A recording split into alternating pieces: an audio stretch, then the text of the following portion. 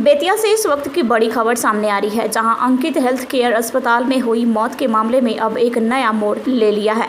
जिस घटना के बाद इलाके में भारी बवाल हुआ था, उस पर अब अस्पताल के डॉक्टर ने चौंकाने वाला बयान दिया है। यह ताजा तस्वीरें अंकित हेल्थ केयर अस्पताल के बाहर की है, जहां कुछ दिनों पहले एक मरीज की मौत के बाद परिजनों और स्थानीय लोगों ने जमकर हंगामा किया था। लेकिन अब अस्पताल चिकित्सक अंशु अंकित ने इस पूरे मामले को लेकर एक बड़ा बयान जारी किया है। चिकित्सक का दावा है कि मरीज को जब अस्पताल लाया गया तब उसकी हालत पहले से ही गंभीर थी। हमने तुरंत प्राथमिक उपचार देकर उसे हायर सेंटर के लिए रेफर कर दिया था, लेकिन दुर्भाग्यवश मरीज की मौत अस्पताल में ही नहीं बल्कि बाहर हुई। बाद में उसके शव को जानबूझकर अस्पताल में लाया गया, जिससे यह दिखाया जा सके कि मौत अस्पताल में हुई है। डॉक्टर अंकित ने सीधे तौर पर आरोप लगाया है कि इस पूरे घटनाक्रम को कुछ सामाजिक तत्वों द्वारा सुनियोजित रूप से अंजाम दिया गया है, ताकि अस्पताल की छवि को धूमिल किया जा सके।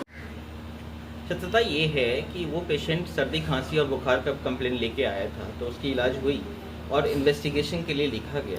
तो उसने इन्वेस्टिगेशन जब करा के रिपोर्ट को लाया, उस रिपोर्ट में ये था कि उसके जो हार्ट के ऊपर दो जो झिल्लियाँ होती हैं, पेरिकार्डियल जिसको बोलते हैं, उसमें उसका पानी भरा हुआ था। वो रिपोर्ट शो कर रहा था। साथ ही साथ उसके पेट में पानी था।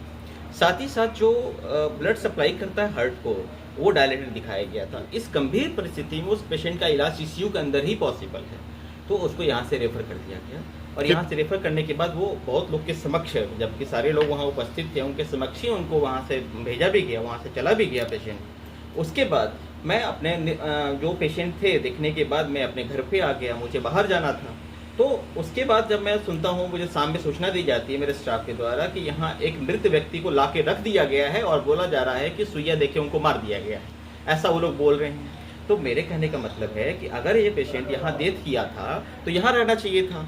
मैं वहाँ था, उस समय तक तो कोई आया नहीं। हम लोगों ने अपनी प्रोसेस जो थी हमारी फॉलो की गई कि हम अगर उस केस को हम एक ओपीडी चलाते हैं। सबसे पहली बात, हमारे यहाँ मरीज भर्ती नहीं होता है और जो भी कंडीशन है वो हम लोग ओपीडी बेसिस पे करते हैं।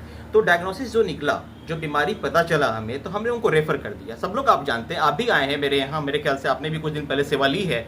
तो मैं सिर्फ ओपीडी चलाता हूँ, यहाँ मेरा हॉस्पिटल नहीं है, ये ओपीडी चलता है। यहाँ पे ओपीडी में जो रिपोर्ट आई कि हाँ उसमें कार्डियक इशूज हैं और उसमें इंद्रिय वेना कावा का इशू है और कहीं ना कहीं उनका एडिक्शन हिस्ट्री भी था। उसमें जैसे गार्जियन के द्वारा बताया गया था कि ओवर इनटेक ऑफ अल्कोहल का भी हिस्ट्री उस पेशेंट का रहा था।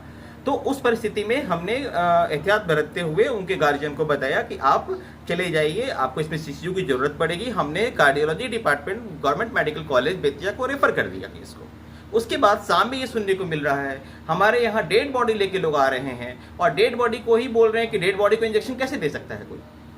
और अगर इसकी सत्यता जांच करनी है, कुछ लोगों ने बताया है कि बोलेरो से लेके आए थे। अगर डेथ हॉस्पिटल के अंदर हुआ था तो हॉस्पिटल से लाश को बाहर जाना चाहिए था, बाहर से लाश अंदर लाने की जरूरत क्या थी? अगर डेथ यहाँ है, मेरा सिंपल सा क्वेश्चन है, अगर डेथ हॉस्पिटल के अंदर हुई है तो हॉस्पिटल के अंदर दिखना चाहिए था। अगर मैं वहां था उस समय तक, उस समय लोग गार्जियन क्यों नहीं थे? वहाँ कोई नहीं था, कोई पेशेंट नहीं था। रेफर के कितने देर के बाद पेशेंट को रेफर के लगभग 4 घंटे के बाद लगभग का ये इशू है। 4 घंटे के बाद 4 घंटे के बाद पेशेंट लगभग मतलब जाने के बाद रेफर कर दिया गया। बहुत लोग थे वहाँ, जहाँ रेफर किया गया वहाँ 10-12 लोग थे, उनके सामने रेफर किया गया, उनके सामने भेजा गया। पेशेंट वहाँ से गया। हम कहे कि इस परिस्थिति में हमारे यहाँ कोई ऑप्शन ही नहीं है, हम कैसे उस पेशेंट को टच करना भी मेरे हक में नहीं था, तो हमने रेफर कर दिया। डायग्नोसिस कंफर्म होते ही हम लोगों ने कंफर्म भेज दिया। रेफर के दौरान सीसीटीवी फुटेज अगर आपने चेक किया, देखा आपने क्या? दुखद बात तो ये है कि मैं वहाँ से जब वहाँ से चला तो पता चला कि यहाँ बहुत भीड़ आई थी और उसने सबसे पहले यही काम किया कि मेरा डीवीआर जहाँ रखा हुआ था निकाल लिया। मीन्स जो स्टोर होता है जहाँ पर कि वीडियो को रखा जाता है किसी भी चीज़ का सेफ होने का, तो एक एविडेंस था हमारा वो। फिर भी कुछ लोगों ने, अगर मैं कोशिश कर रहा हूँ कि आसपास के लोग कहीं ना कहीं कुछ तो मिला होगा या कुछ तो होगा या क्लाउड कहीं पे भी होगा, हम लोग उसकी कोशिश कर रहे हैं। अगर सभी चीज़ें, अगर ऐसा सचमुच था तो डीवीआर गायब होने की ज़रूरत क्या थी?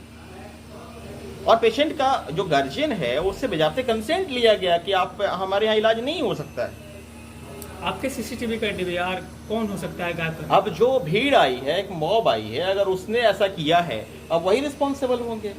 इसमें तो हमें तो फिर भी हम उसका कुछ सॉल्यूशन चाहेंगे। हम तो खुद स्तब्ध हैं कि एक चिकित्सक वर्ग जो अपनी ज़िंदगी बर्बाद करता है पढ़ाई करने में।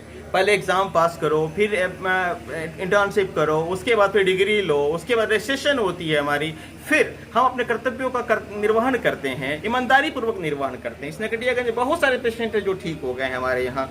तो एक बदनाम करने के लिए सोची समझी साजिश के तहत मुझे बदनाम करने के लिए ये सारे षड्यंत्र रची गई है, और इन लोगों ने एक सुनियोजित तरीके से एक डेड बॉडी को हॉस्पिटल के अंदर लाया है और ला करके फिर उसको मौत की बात कर करके मेरे नाम को बदनाम करने की कोशिश कर रहे हैं। मीडिया वाले हमारे मीडिया बंधु जो आज न्यूज चला रहे हैं, मैं उनसे ये जानना चाहता हूँ, क्या वो जाने कि वो डेथ कब हुआ था, किस जगह हुआ था? अगर वो डेथ हुआ था तो बोलेरो से उस लाश को लाने की जरूरत क्या थी हॉस्पिटल के अंदर में? हॉस्पिटल से बाहर जाना चाहिए था लाश को।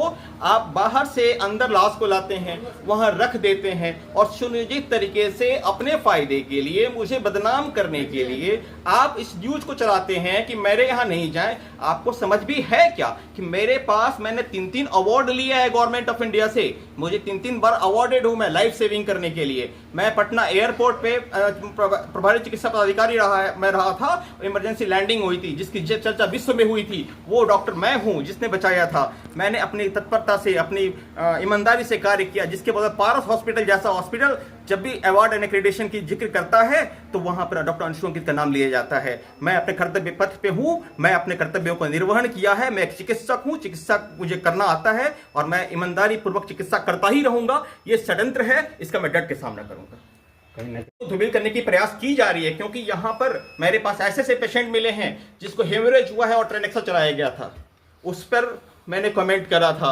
यहाँ की एक स्थिति बदलना चाहता हूँ, मैं ईमानदारी पूर्वक कार्य करना चाहता हूँ, गरीबों को निसहायों का सहायता करना चाहता हूँ। तो लोगों में खलबली है कि कहीं ऐसा ना हो कि एक समय ऐसा आ जाए कि बहुत कम पैसे में लोग इलाज कराने लगे तो लूट बंद ना हो जाए।